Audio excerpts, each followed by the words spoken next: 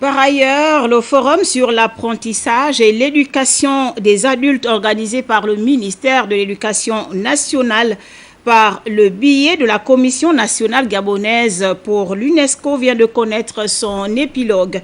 Les travaux marqués par des échanges fructueux ont débouché sur plusieurs recommandations. Philippe Kabiyongo, Michel John Boudégan.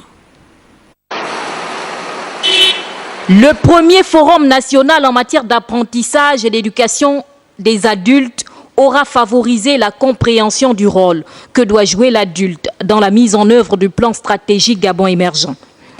Nous avions travaillé pendant 3 jours d'arrache-pied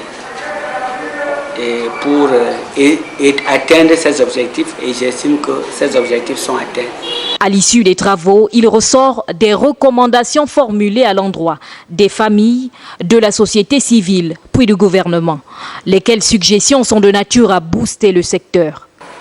Les participants ont demandé à l'ensemble de la société civile de s'engager davantage aux côtés du gouvernement pour promouvoir l'apprentissage et l'éducation des adultes.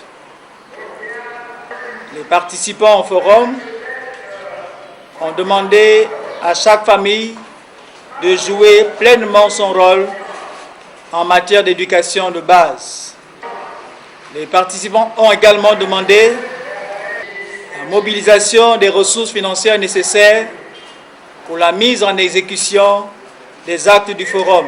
Il convient également pour les initiateurs de ce rendez-vous de revenir sur les raisons qui ont suscité ce dialogue. Le Gabon étant membre de l'UNESCO et donc tenu à un certain nombre de devoirs, il fallait nécessairement engager le Gabon dans le processus de la mise en œuvre effective des recommandations de la 6e conférence internationale sur l'éducation des adultes, c'est-à-dire Confidea 6, énoncée dans le cadre d'action de Belém.